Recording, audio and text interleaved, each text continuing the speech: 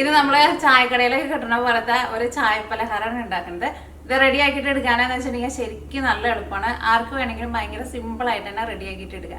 അപ്പോൾ ഇത് റെഡിയാക്കാൻ വേണ്ടിയിട്ട് നമുക്ക് മെയിനായിട്ട് വേണ്ടത് ഗോതമ്പൊടിയാണ് വേണ്ടത്. ഗോതമ്പൊടിയൊക്കെ ആകുമ്പോൾ നമ്മുടെ എല്ലാവരും വീട്ടിലെപ്പോഴും ഉണ്ടാവുന്ന സാധനമല്ലോ. ഗോതമ്പൊടിയും വേണം, പിന്നെ നമ്മളതിലേക്ക് കുറച്ച് അരിപ്പൊടിയും കൂടിയിട്ട് ചേർക്കും. അരിപ്പൊടി ഉണ്ടെന്ന് വെച്ചിട്ടുണ്ടെങ്കിൽ ചേർക്കുക, അരിപ്പൊടി ഇല്ലാണ്ടും ഇത് നമുക്ക് റെഡി ആക്കിയിട്ട് എടുക്കുക. അരിപ്പൊടി ചേർക്കുമ്പോൾ അരിപ്പൊടി എന്ത് സാധനത്തിൽ നമ്മൾ ചേർത്തിട്ട് നമ്മൾ വറുത്തിട്ട് എടുക്കുമ്പോൾ അതിന് കുറച്ചും കൂടി നല്ലൊരു മുറുക്കം കിട്ടുമല്ലോ. അപ്പോൾ കുറച്ചും കൂടി നല്ലൊരു മുറുക്കം കിട്ടാൻ വേണ്ടിയിട്ടാണ് അരിപ്പൊടി ചേർക്കുന്നത്. അരിപ്പൊടി ഇല്ലാണ്ട് ഉണ്ടാക്കിയാലും മുറുക്കം കിട്ടും, പക്ഷെ അരിപ്പൊടിയോട് ചേർക്കുമ്പോൾ കുറച്ചും കൂടി ഒരു ക്രിസ്പി ആയിട്ടുള്ള ഒരു ടെക്സ്ചർ കിട്ടും. അപ്പോൾ 1 കപ്പ് ഗോതമ്പൊടി എടുക്കുമ്പോൾ അതിലേക്ക് 1 ടേബിൾ സ്പൂൺ അരിപ്പൊടി ചേർത്താൽ മതി. കൂടുതൽ അരിപ്പൊടി ചേർക്കരുത് കേട്ടോ. പിന്നെ അരിപ്പൊടി എടുക്കുമ്പോൾ വറുത്ത അരിപ്പൊടി ആയിരുന്നാലും കുഴപ്പമില്ല, വറുക്കാത്ത അരിപ്പൊടി ആയിരുന്നാലും കുഴപ്പമില്ല. ഇത് നിങ്ങൾ എടുത്ത് ചോദിക്കണ്ട കേട്ടോ. ഞാൻ ഇതിന് മുമ്പ് ഒരു 2-3 ദിവസം മുമ്പ് ഇതേപോലെ തന്നെ വേറൊരു ചായ പലഹാരം ചെയ്തിട്ടുണ്ടായിരുന്നു. അതിനകത്ത് ഞാൻ എടുത്ത് പറഞ്ഞിട്ടുണ്ടായിരുന്നു, ഇനി ചോദിക്കായിരുന്നു പറഞ്ഞിട്ടും പിന്നെയും കുറച്ച് പേരൊക്കെ ചോദിച്ചിട്ടുണ്ടായിരുന്നു. അപ്പോൾ അരിപ്പൊടി ഏതായിരുന്നാലും കുഴപ്പമില്ല, അതൊരു മുറുക്കത്തിന് വേണ്ടിയിട്ട് നമ്മൾ ചേർക്കുന്നത്. ഇപ്പോൾ വറുത്തതായിരുന്നാലും കുഴപ്പമില്ല, വറുക്കാത്തതാണെങ്കിലും നമ്മളിപ്പോൾ ഓൾറെഡി വറുക്കാനാണല്ലോ പോകുന്നത്. അപ്പോൾ അതുകൊണ്ട് ഏത് ടൈപ്പ് അരിപ്പൊടി ആയിരുന്നാലും കുഴപ്പമില്ല. പിന്നെ ഇതിലേക്ക് ടേസ്റ്റിന് വേണ്ടിയിട്ട് വേറെ കുറച്ച് സാധനങ്ങളും കൂടിയിട്ട് ചേർക്കുന്നുണ്ട്. അതായിരുന്നാലും എപ്പോഴും നമ്മുടെ വീട്ടിലുണ്ടാവുന്ന സാധനങ്ങളാണ്. അത് തേങ്ങക്കൊത്ത് എടുത്തിട്ടുണ്ട്, പിന്നെ പച്ചമുളക്, ഇഞ്ചിക്ക് അത്യാവശ്യം നന്നായിട്ട് ചേർക്കണം. പിന്നെ കുറച്ച് കായം, കുറച്ച് മഞ്ഞൾപ്പൊടി, പിന്നെ കറിവേപ്പില ഉണ്ടെന്ന് വെച്ചിട്ടുണ്ടെങ്കിൽ ചേർക്കാം. എൻ്റെ അടുത്ത് കറിവേപ്പില ഇല്ല, അപ്പോൾ ഞാൻ കറിവേപ്പിലേക്ക് വരം കുറച്ച് മല്ലിയില എടുത്തിട്ടുണ്ട്, അല്ലെങ്കിൽ 2 കൂടിയിട്ട് ചേർക്കാം. കുറച്ച് പെരിഞ്ചീരകം എടുത്തിട്ടുണ്ട്. അപ്പോൾ ഈ പലഹാരത്തിൻ്റെ പേര് അലവാങ്ക് എന്നാണ്. ഈ പലഹാരത്തിൻ്റെ പേര് അലവാങ്കിൽ ഈ പെരിഞ്ചീരകവും പിന്നെ മല്ലിയിലയും ഒന്നും ചേർക്കില്ല കേട്ടോ. പക്ഷെ ഞാൻ ഇതേപോലെ കുറച്ച് പെരിഞ്ചീരകം എന്ന് വെച്ചിട്ടുണ്ടെങ്കിൽ വലിയ ടൈപ്പ് ജീരകം ഉണ്ടല്ലോ, വലിയ ടൈപ്പ് ജീരകം, ആ ജീരകവും പിന്നെ കുറച്ച് മല്ലിയിലയും കൂടി ചേർത്തുണ്ടാക്കിയപ്പോൾ കുറച്ചും കൂടി നല്ലൊരു ടേസ്റ്റ് ഉണ്ടായിരുന്നു. അപ്പോൾ പെരിഞ്ചീരകത്തിൻ്റെ ടേസ്റ്റ് നിങ്ങൾക്ക് വേണ്ടെന്ന് വെച്ചിട്ടുണ്ടെങ്കിൽ ചേർത്തില്ലെങ്കിലും കുഴപ്പമില്ല. ഇത്രയ്ക്ക് സാധനങ്ങൾ മാത്രമേ ആവശ്യമുള്ളൂ. ഇത് എല്ലാം കൂടിയിട്ടാണ് മിക്സ് ചെയ്തിട്ട്, തേങ്ങക്കൊത്ത് വറക്കേണ്ട ആവശ്യമൊന്നുമില്ല, എല്ലാം കൂടിയിട്ടാണ് മിക്സ് ചെയ്തിട്ട് നല്ല കുറച്ച് വെള്ളം ഒഴിച്ചിട്ട് മിക്സ് ചെയ്തിട്ട് ഇത് നല്ല കനം കുറച്ചിട്ട് പരത്തിയിട്ട് ഓയിലിട്ടിട്ട് ഫ്രൈ ചെയ്തിട്ട് എടുക്കുക. ഇത്രയൊക്കെ ഉള്ളൂ പരിപാടി. ഭയങ്കര സിമ്പിളല്ലേ. അപ്പോൾ ചായയുടെ കൂടെ പറ്റിയ ഒരു ചായക്കടിയാണ്. ഇവിടെ ഇപ്പോൾ ശരിക്കും ചായ കുടിക്കാനുള്ള സമയമായിട്ടുണ്ട് കേട്ടോ. സാധാരണ ഞാൻ എപ്പോഴും വീഡിയോ ചെയ്യുമ്പോൾ മിക്കപ്പോഴും ഞാൻ രാവിലെയാണ് ചെയ്യാറ്. പക്ഷേ ഇന്ന് എനിക്ക് പുറത്തൊരു സ്ഥലം വരെ പോകാനുണ്ടായിരുന്നു. പോയി വന്നു കഴിയുമ്പോൾ കുറച്ച് ലേറ്റായി. പിന്നെ ചോറൊക്കെ ഉണ്ട്, പിന്നെ പാത്രങ്ങളൊക്കെ കഴുകി വെച്ച് ഇപ്പോൾ സമയം ഇവിടെ 2:45 പലഹാരം ഉണ്ടാക്കി വരുമ്പോഴേക്കും ഒരു ഏകദേശം ഒരു 3:15 അല്ലെങ്കിൽ 3:30 അടുത്താവും. നിങ്ങളുണ്ടാകുമ്പോൾ അത്രയ്ക്ക് സമയം എടുക്കില്ല കേട്ടോ. ഞാൻ ചിലപ്പോൾ ക്യാമറയ്ക്ക് ഒന്ന് അഡ്ജസ്റ്റ് ചെയ്ത് വെച്ച് വരുമ്പോൾ ചിലപ്പോൾ ഒരു 3:15 അത്രയ്ക്കും മതിയാവും. അപ്പോൾ ഇത് കഴിഞ്ഞിട്ട് വേണം ചായയുടെ കൂടെ കഴിക്കാൻ വേണ്ടിയിട്ട്. അപ്പോൾ ഇത് കഴിഞ്ഞിട്ട് നമ്മൾ ചായയും കൂടിയിട്ട് ഉണ്ടാക്കുന്നുണ്ട് കേട്ടോ. ചായയും കൂടിയിട്ട് കുടിച്ചിട്ട് വേണം പോകാൻ വേണ്ടിയിട്ട്. അപ്പോൾ ഇത് നമുക്കായിട്ട് സമയം കളയണ്ടല്ലേ, നമ്മുടെ പലഹാരം നമുക്ക് റെഡിയാക്കാം. 1.5 കപ്പ് ഗോതമ്പ് പൊടി എടുത്തിട്ടുണ്ട്. ഇതിലേക്ക് ഞാൻ ഓൾറെഡി അരിപ്പൊടിയും കൂടിയിട്ട് മിക്സ് ചെയ്തിട്ടുണ്ട്. അപ്പോൾ 1.5 കപ്പ് ഗോതമ്പ് പൊടി എടുത്തപ്പോൾ ഞാനിതിലേക്ക് ഒരു 1.5 ടേബിൾ സ്പൂൺ അരിപ്പൊടിയും കൂടിയിട്ട് മിക്സ് ചെയ്തിട്ടാണ് വെച്ചേക്കുന്നത്. അപ്പോൾ ഇഞ്ചി ചേർക്കുമ്പോൾ അത്യാവശ്യം നന്നായിട്ട് ഇഞ്ചി ചേർക്കണം. അപ്പോൾ അതുകൊണ്ടാണ് ഇഞ്ചി ഞാനിവിടെ കട്ട് ചെയ്യാണ്ട് വെച്ചത്, നിങ്ങളെ കാണിക്കാൻ വേണ്ടിയിട്ട്. ഇഞ്ചി നല്ല കനം കുറച്ചിട്ട് കട്ട് ചെയ്യുക. ഇതിൻ്റെ കൂടെ ആ ഇഞ്ചിയും കൂടിയിട്ടാണ്ട് കടിക്കുമ്പോൾ ഇഞ്ചി ഇതിന് നല്ലൊരു ടേസ്റ്റ് കൊടുക്കുന്ന സാധനമാണ്. അപ്പോൾ ഇഞ്ചി അത്യാവശ്യം നന്നായിട്ട് ചേർക്കാൻ വേണ്ടിയിട്ട് മറക്കരുത്. പിന്നെ അതേപോലെ തന്നെ തേങ്ങക്കൊത്തിനും ഇതിനകത്ത് ശരിക്കും നമ്മൾ ചേർക്കണേനൊന്നിനും അതിന് കറക്റ്റ് ഇത്രയ്ക്ക് അളവൊന്നുമില്ല.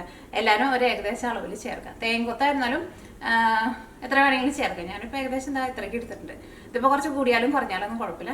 പക്ഷെ തേങ്ങക്കൊത്ത് കുറച്ച് കൂടുതൽ ആയിട്ടുണ്ടെങ്കിൽ നമ്മളത് ഓരോ ബൈറ്റ് എടുക്കുമ്പോഴും നമുക്ക് കുറച്ചധികം കൂടുതൽ കടിക്കാൻ വേണ്ടിയിട്ട് കിട്ടും. അപ്പോൾ ഞാൻ തേങ്ങക്കൊത്തായിരുന്നാലും കുറച്ച് കൂടുതൽ എടുത്തിട്ടുണ്ട്. നല്ല കനം കുറച്ചിട്ട് കട്ട് ചെയ്യണം കേട്ടോ. തേങ്ങക്കൊത്ത് നമ്മൾ ഇതിലേക്ക് ചേർക്കുമ്പോൾ സെപ്പറേറ്റ് നമ്മൾ വറുത്തിട്ടൊന്നും ചേർക്കേണ്ട ആവശ്യമൊന്നുമില്ല. ഇതെല്ലാവരും ഫ്രഷ് ആയിട്ടാണ് നമ്മൾ ഈ ഗോതമ്പ് പൊടിയിലേക്ക് ചേർക്കുന്നത്. അപ്പോൾ അതിന് തേങ്ങക്കൊത്തിന് ഒരു കറക്റ്റ് അളവൊന്നും പറയണില്ല. പിന്നെ ഇവിടെ പോയി പച്ചമുളക് 2 പച്ചമുളക് എടുത്തിട്ടുണ്ട്. പിന്നെ മല്ലിയില ഉണ്ടെന്ന് വെച്ചിട്ടുണ്ടെങ്കിൽ ചേർത്താൽ മതി. മല്ലിയില ശരിക്കും ഇതിനകത്ത് ചേർക്കില്ല. അപ്പോൾ കറിവേപ്പില ഉണ്ടെന്ന് വെച്ചിട്ടുണ്ടെങ്കിൽ കറിവേപ്പിലയും കൂടിയിട്ട് ചേർക്കാം. പിന്നെ കുറച്ച് പെരിഞ്ചീരകം എടുത്തിട്ടുണ്ട്. ഒരു 2 നുള്ള് മഞ്ഞൾപ്പൊടിയും ഇതിനകത്ത് സാധാരണ ചേർക്കില്ല, പക്ഷേ ഒരു കളറിന് വേണ്ടിയിട്ട് മഞ്ഞൾപ്പൊടി ചേർത്താലും കുഴപ്പമൊന്നുമില്ല. അപ്പോൾ ഞാൻ കുറച്ച് മഞ്ഞൾപ്പൊടിയും ചേർക്കാമെന്ന് വിചാരിച്ചു. പിന്നെ കുറച്ച് കായം, നമ്മൾ സാമ്പാറിലേക്ക് ഇടുന്ന കായം ഉണ്ടല്ലോ, ഇത് കൂടുതലെടുത്ത് വെച്ചിട്ടുണ്ട്. ഇത്രയ്ക്ക് ആവശ്യമില്ല, ഒരു 2 നുള്ള് കായം കൂടിയിട്ട് ചേർക്കാം. ഇതിലേക്ക് ആവശ്യത്തിന് ഉപ്പും കൂടി വേണം. ഇത്രയ്ക്ക് സാധനങ്ങൾ ആവശ്യമുള്ളൂ. അപ്പോൾ ഇതെല്ലാം കൂടിയിട്ട് നമുക്ക് കുറച്ച് വെള്ളം ഒഴിച്ചിട്ട് നന്നായിട്ടൊന്ന് കളച്ചിട്ടിടുക. അപ്പോൾ മിക്സിങ് റെഡിയാക്കാൻ വേണ്ടിയിട്ട് പോവാണ്. അപ്പോൾ 1.5 കപ്പ് ഗോതമ്പ് പൊടി, ഇതിനകത്ത് അരിപ്പൊടിയും കൂടിയിട്ട് മിക്സ് ചെയ്തിട്ടുണ്ട് കേട്ടോ.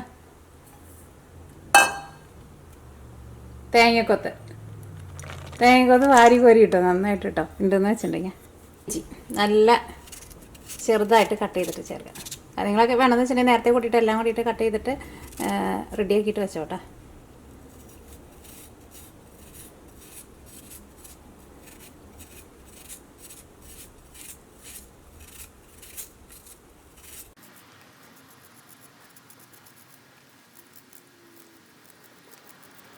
ഇത്രയ്ക്കും മതി. അപ്പോൾ ഇതിന് കുറച്ച് മാറ്റി വയ്ക്കുന്നുണ്ട് കേട്ടോ. ഇതിപ്പോൾ അത്യാവശ്യം നന്നായിട്ടുണ്ട്. പിന്നെ പച്ചമുളകായിരുന്നാലും നല്ല പൊടിയായിട്ട് കട്ട് ചെയ്തിട്ട് ചേർക്കാം. പച്ചമുളക് നിങ്ങളുടെ എരിവിനനുസരിച്ചിട്ട് ചേർത്തോട്ടോ.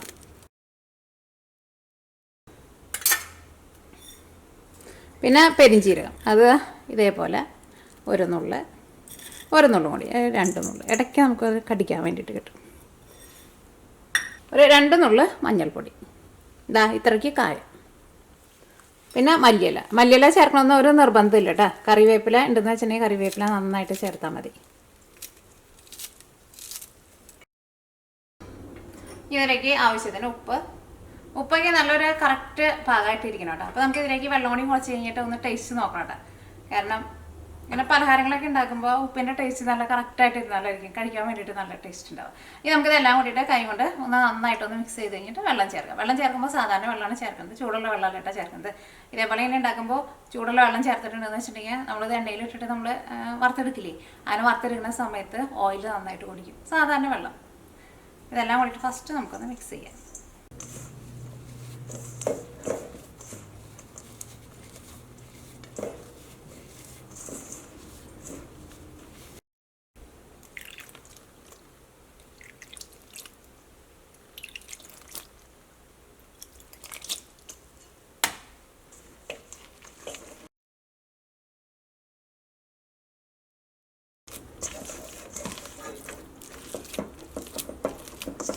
ഇതേപോലെ തന്നെ ഇരിക്കണം മിക്സിങ്. നമ്മൾ ചപ്പാത്തിക്ക് കുഴച്ചിട്ട് എടുക്കണം പോലെ അത്രയ്ക്ക് ടൈറ്റായിട്ട് ഇരിക്കരുത്. ഒന്ന് ചെറുതായിട്ട് നമ്മൾ അടയൊക്കെ ഉണ്ടാക്കില്ലേ, അങ്ങനത്തെ ഒരു പരിവായിട്ടിരിക്കണം. നമ്മുടെ മിക്സിങ് റെഡി ആയിട്ടുണ്ട്. ഇത്രയ്ക്കേ ഉള്ളൂ. ഇത് പ്രത്യേകിച്ച് വലിയ പണിയൊന്നുമില്ലല്ലോ. ഇതിനകത്ത് കുറച്ചൊരു പണി വരുന്നത് എന്താണെന്ന് വെച്ചിട്ടുണ്ടെങ്കിൽ തേങ്ങക്കൊത്ത് ചെറുതായിട്ട് കട്ട് ചെയ്തിട്ട് എടുക്കുന്നത് ചിലപ്പോൾ ഒരു പണി ആയിട്ട് വരാം. ബാക്കിയുള്ളതൊക്കെയാണെന്ന് വെച്ചിട്ടുണ്ടെങ്കിൽ ഭയങ്കര ഈസിയാണ്. ഇത് ഞാനിവിടെ തേങ്ങ കട്ട് ചെയ്തപ്പോൾ എനിക്ക് ഓൾറെഡി ഇങ്ങനെ കൊപ്ര പോലെ കിട്ടിയിട്ടുണ്ടായിരുന്നു. അപ്പോൾ അതുകൊണ്ട് തന്നെ എനിക്ക് കട്ട് ചെയ്യാൻ വേണ്ടിയിട്ട് അത്രയ്ക്ക് പാടുണ്ടായിരുന്നില്ല. പിന്നെ തേങ്ങ നിങ്ങൾ കട്ട് ചെയ്തിട്ട് എടുക്കുമ്പോൾ നിങ്ങൾക്ക് എളുപ്പത്തിന് വേണ്ടിയിട്ട് തേങ്ങ നമ്മൾ കട്ട് ചെയ്തിട്ട് ഒരു ദിവസം നമ്മൾ ഫ്രിഡ്ജിൽ വെച്ചിട്ടുണ്ടെന്ന് വെച്ചിട്ടുണ്ടെങ്കിൽ പിറ്റേ ദിവസം എടുത്തിട്ട് നമ്മൾ തേങ്ങക്കൊത്ത് എടുക്കാമെന്ന് വെച്ചിട്ടുണ്ടെങ്കിൽ പെട്ടെന്ന് നമുക്ക് തേങ്ങക്കൊത്ത് എടുക്കാൻ വേണ്ടിയിട്ട് പറ്റും. ഞാനിവിടെ എപ്പോഴും തേങ്ങാപ്പാലൊക്കെ എടുക്കാം. ഞാൻ മിക്കപ്പോഴും ഫ്രഷ് ആയിട്ടുള്ള തേങ്ങയാണ് വാങ്ങാം. അപ്പോൾ തേങ്ങാപ്പാൽ എടുക്കാൻ വേണ്ടിയിട്ട് തേങ്ങക്കൊത്താണ് എടുക്കുക, ചിരട്ടിയിട്ടല്ല ഞാൻ എടുക്കുക. ഞാൻ മിക്കപ്പോഴും തേങ്ങക്കൊത്തായിട്ടാണ് എടുക്കുക. അപ്പോൾ ഞാൻ ഇവിടെ പിന്നെ തേങ്ങ നമുക്ക് കിട്ടുമ്പോൾ കുറച്ചും കൂടി ഒരു പഴക്കം എത്തിയേക്കണ തേങ്ങ ആയിരിക്കുമല്ലോ കിട്ടുന്നത്. അപ്പോൾ അങ്ങനെ ഫ്രിഡ്ജിൽ വെക്കേണ്ട ആവശ്യം ഉണ്ടാവാറില്ല. കാരണം കുറച്ച് ഉണക്കം വന്ന തേങ്ങ ആയിരിക്കും കിട്ടുക. അപ്പോൾ തേങ്ങക്കൊത്ത് പെട്ടെന്ന് നമുക്ക് കൊത്തിയെടുക്കാൻ വേണ്ടിയിട്ട് പറ്റും. പക്ഷേ നാട്ടിലൊക്കെ ഞാൻ ചെല്ലുന്ന സമയത്ത് നമ്മൾ ഫ്രഷായിട്ട് തേങ്ങ പൊതിച്ചിട്ടല്ലേ എടുക്കുക. അപ്പോൾ ആ സമയത്ത് നമ്മൾ തേങ്ങ കൊത്താൻ വേണ്ടിയിട്ട് നോക്കുമ്പോൾ ചില സമയത്ത് തേങ്ങ കൊത്തിയിട്ടുണ്ടെങ്കിൽ ഭയങ്കര പാടായിരിക്കും. അപ്പോൾ അങ്ങനെ ഫ്രഷ് ആയിട്ടുള്ള തേങ്ങയെന്ന് വെച്ചിട്ടുണ്ടെങ്കിൽ ഇപ്പോൾ നിങ്ങളെന്തെങ്കിലും പരിപാടിക്ക് എന്തെങ്കിലും തേങ്ങ കൂടുതൽ വേണമെന്ന് വെച്ചിട്ടുണ്ടെങ്കിൽ തേങ്ങ കട്ട് ചെയ്തിട്ട് ഒരു ദിവസം ഫ്രിഡ്ജിൽ എടുത്ത് വയ്ക്കുക. ഫ്രീസറിലല്ല വയ്ക്കേണ്ടത്, ഫ്രിഡ്ജിൽ വയ്ക്കുക. എന്നിട്ട് പിറ്റേ ദിവസം എടുത്തിട്ട് തേങ്ങ കൊത്തിയിട്ട് എടുക്കുക. ഭയങ്കര എളുപ്പത്തിൽ തേങ്ങ കൊത്തിയെടുക്കാൻ വേണ്ടിയിട്ട് പറ്റും. അപ്പോൾ ഇത് നമുക്കൊരു 10 മിനിറ്റ് ഒന്ന് റെസ്റ്റ് ചെയ്യാൻ വേണ്ടിയിട്ട് വയ്ക്കാം. ഇവിടെ ഇരുന്നിട്ട് എല്ലാം കൂടിയിട്ട് ഒന്ന് നല്ല സെറ്റായിട്ട് വരട്ടെ. അപ്പോൾ നമ്മളിത് ഒരു 10 മിനിറ്റ് റെസ്റ്റ് ചെയ്യാൻ വേണ്ടിയിട്ട് വെച്ചിട്ടുണ്ടായിരുന്നു. ഇത് വറുത്തെടുക്കാൻ വേണ്ടിയിട്ട് ഞാനിവിടെ ഓൾറെഡി ഓയിൽ ചൂടാക്കാൻ വേണ്ടിയിട്ട് വെച്ചിട്ടുണ്ട്. ഇത് നമ്മൾ പരത്തുന്നത് എങ്ങനെയെന്ന് വെച്ചിട്ടുണ്ടെങ്കിൽ ഇത് കുറച്ചിങ്ങനെ എന്താ പറയുക, കുറച്ചിങ്ങനെ ഒരു വെള്ളം നനവിലല്ലേ ഇരിക്കുന്നത്. അപ്പോൾ നമ്മുടെ കയ്യിൽ വെച്ചിട്ട് നമുക്ക് പരത്താൻ വേണ്ടിയിട്ട് പറ്റില്ല. അപ്പോൾ വാഴല ഉണ്ടെന്ന് വെച്ചിട്ടുണ്ടെങ്കിൽ വാഴലയിൽ വെച്ചിട്ട് നമ്മൾ അടവരത്തില്ലേ അതേപോലെ പരത്തിയിട്ട് എടുക്കുക. അപ്പോൾ എൻ്റെ അടുത്ത് വാഴല ഇല്ലാത്തതുകൊണ്ട് ഞാൻ ബട്ടർ പേപ്പറാണ് എടുത്തേക്കുന്നത്. ബട്ടർ പേപ്പർ വേണമെന്നൊരു നിർബന്ധമില്ല കേട്ടോ. വാഴലയാണ് ഏറ്റവും നല്ലത്. അപ്പോൾ വാഴല ഇല്ലാന്ന് വെച്ചിട്ടുണ്ടെങ്കിൽ ബട്ടർ പേപ്പറോ അല്ലെങ്കിൽ പ്ലാസ്റ്റിക്കിൻ്റെ പാലിൻ്റെ കവറുണ്ടല്ലോ, അങ്ങനെ കവർ എന്തെങ്കിലും എടുക്കുക. കാരണം കയ്യിൽ വെച്ചിട്ട് പരത്തിയിട്ട് നമുക്ക് ഓയിലിലേക്ക് ഇടാൻ വേണ്ടിയിട്ട് പറ്റില്ല. അപ്പോൾ ഇതിൽ നിന്ന് കുറേ ചെറിയ ചെറിയ ബോളാക്കിയിട്ട് എടുത്തിട്ട് നല്ല കനം കുറച്ചിട്ട് പരത്താം നമുക്ക്. അപ്പോൾ ഞാനിവിടെ ബട്ടർ പേപ്പറാണ് എടുത്തേക്കുന്നത്. വാഴല ആയിരുന്നാലും എന്തായിരുന്നാലും ഒന്ന് നനച്ച് കൊടുക്കണുണ്ട്. കുറച്ച് വെള്ളം വെച്ചിട്ട് ജസ്റ്റ് ഒന്ന് നനച്ച് കൊടുക്കുക. എന്നിട്ട് നമ്മുടെ മിക്സിങ് ചെയ്യുന്ന ഇത്രയ്ക്ക് വലിപ്പമുള്ളത് എടുത്താൽ മതി കേട്ടോ. ഇത് വെച്ചിട്ട് കൈമ കുറച്ചും കൂടി വെള്ളം ഒന്ന് തൊടാം. ശരിക്കും നമ്മൾ ഈ അട പരത്തണ പോലെ നല്ല കനം കുറച്ചിട്ട് പരത്താം. ഒരുപാട് ഭയങ്കര വലുതായിട്ടല്ല കേട്ടോ, ഒരു എന്താ പറയുക, ഒരു പരിപ്പോടയുടെയൊക്കെ ഒരു അത്രയ്ക്ക് വലിപ്പത്തിൽ നല്ല കനം കുറച്ചിട്ട് പരത്തണം. അത്രയ്ക്ക് ആവശ്യം മാറ്റണേ.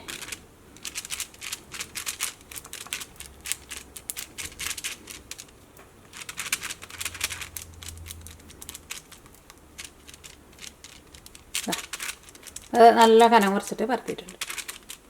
ഇനി ഇത് വാഴയിലാണ് അല്ലെങ്കിൽ ബട്ടർ പേപ്പർ എന്താണെന്ന് വെച്ച് കഴിഞ്ഞാൽ ജസ്റ്റ് ഇത് ഇങ്ങോട്ട് കമത്തുമ്പോൾ നമ്മുടെ കയ്യിലേക്ക് കിട്ടും. എന്നിട്ട് അത് ഓയിലിലേക്ക് ഇടാം. അപ്പോൾ നമ്മുടെ ഓയിൽ നന്നായിട്ട് ചൂടായിട്ടാണ് ഇരിക്കുന്നത്. അപ്പോൾ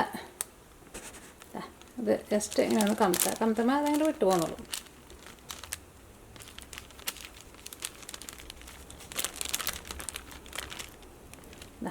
ഇത് ഓയിലേക്ക് ഇടാം. ഈ ഒരുപാട് കൂടി വയ്ക്കരുത്, മീഡിയം ഫ്ലെയിമിൽ ഇട്ടിട്ട് വറുത്തിട്ട് എടുക്കുക. അപ്പോൾ ഈ ബാക്കിയുള്ളതെല്ലാം നമുക്ക് ഇതേപോലെ ഇങ്ങനെ പരത്തിയിട്ട് ഓയിലിലേക്ക് ഇടാം. ഈ അത്യാവശ്യം നന്നായിട്ട് തന്നെ കുറച്ച് വയ്ക്കാം. അപ്പോൾ അതിനകത്ത് വെള്ളം എങ്ങാനും ഭയങ്കരമായിട്ട് കൂടിയിട്ടുണ്ടെന്ന് വെച്ചിട്ടുണ്ടെങ്കിൽ ഇത് നമ്മളിങ്ങനെ ഇലയിൽ നിന്ന് അല്ലെങ്കിൽ എന്തിനാണ് നമ്മൾ പരത്തിക്കണമെന്ന് വെച്ചിട്ടുണ്ടെങ്കിൽ അതിൽ നിന്ന് നമുക്ക് എടുക്കാൻ വേണ്ടിയിട്ട് കിട്ടില്ല കേട്ടോ. അപ്പോൾ എങ്ങാനും അങ്ങനെ എടുക്കാൻ വേണ്ടിയിട്ട് കിട്ടണില്ല എന്ന് വെച്ചിട്ടുണ്ടെങ്കിൽ നിങ്ങളതനുസരിച്ചിട്ട് കുറച്ചും കൂടി പൊടി ചേർത്തിട്ട് കുറച്ചും കൂടി ഒന്ന് ടൈറ്റ് ആക്കിയിട്ട് എടുക്കും. അപ്പോൾ നമ്മുടെ ആദ്യത്തെ ട്രിപ്പ് മുരിഞ്ഞ് വരട്ടെ. ഈ ഒരുപാട് കൂട്ടി വയ്ക്കരുത് കേട്ടോ, അപ്പോൾ നമുക്ക് ശരിക്കും അങ്ങോട്ട് മുരിഞ്ഞ് കിട്ടില്ല. ചെറുതായിട്ടൊന്ന് മുരിഞ്ഞ് കഴിയുമ്പോൾ രണ്ട് സൈഡും തിരിച്ച് മറിച്ചിട്ടിട്ട് രണ്ട് സൈഡും നന്നായിട്ട് മുരിച്ചിട്ടെടുക്കുക. മുരിഞ്ഞ് വരാൻ വേണ്ടിയിട്ട് ഇച്ചിരി സമയം കൂടുതലെടുക്കും കേട്ടോ, പെട്ടെന്നാണ്ട് ഇട്ട വഴിക്കാനായിട്ട് മുരിഞ്ഞിട്ടില്ല. നോക്കിക്കേ, ഇതിപ്പോൾ രണ്ട് സൈഡ് നന്നായിട്ട് മുരിഞ്ഞ് വന്നിട്ടുണ്ട്. ഈ ഓയിലിൽ നിന്ന് എടുക്കാൻ പോണേലും മുമ്പ് തീ നന്നായിട്ടൊന്ന് കൂട്ടി വെച്ചിട്ട് എടുക്കുക. ഒരു സെക്കൻഡ് തീ നന്നായിട്ടൊന്ന് കൂട്ടി വയ്ക്കുക. അപ്പോൾ ഇതിൻ്റെ ഉള്ളിൽ അങ്ങനെ ഓയിൽ അങ്ങനെ പിടിച്ചിരിക്കുന്നുണ്ടെന്ന് വെച്ചിട്ടുണ്ടെങ്കിൽ തീ കൂട്ടിയിട്ട് വെക്കുമ്പോൾ ഓയിൽ നല്ല ചൂട് വരുമല്ലോ, അപ്പോൾ ഓയിലൊക്കെ ഇതിൻ്റെ ഉള്ളിൽ നിന്ന് പുറത്തേക്ക് വരും. അപ്പോൾ എന്ത് സാധനം വറുത്തിട്ട് എടുക്കുമ്പോൾ അങ്ങനെ എടുക്കാം.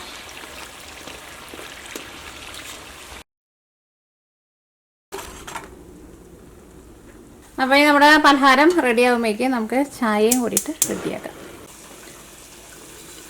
അപ്പോൾ നമ്മുടെ ചായ തിളപ്പിക്കാനുള്ള വെള്ളം നന്നായിട്ട് തിളച്ചിട്ടുണ്ട്. ഇനി ചായപ്പൊടി ഇട്ട്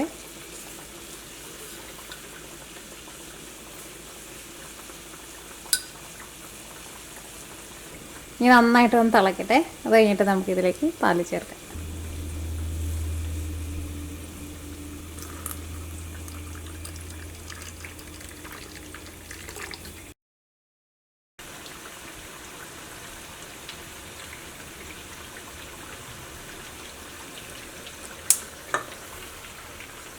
അപ്പോൾ നമ്മുടെ ചായ റെഡി ആയിട്ടുണ്ട്.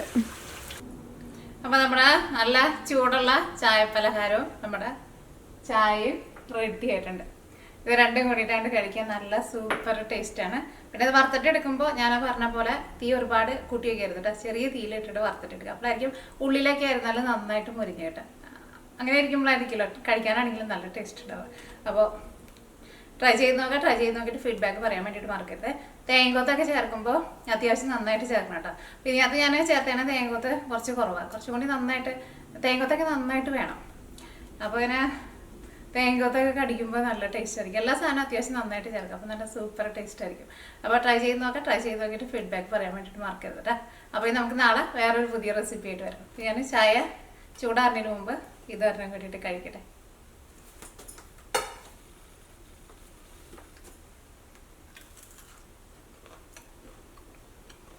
എനിക്ക് ആദ്യത്തെ കടിയിൽ തന്നെ തേങ്ങൊത്ത് കിട്ടി. തേങ്ങൊത്തും കൂടിയിട്ട് ഇങ്ങനെ കടിക്കണം. അപ്പോൾ എനിക്ക് അതിന് കൂടുതൽ ഇഷ്ടം.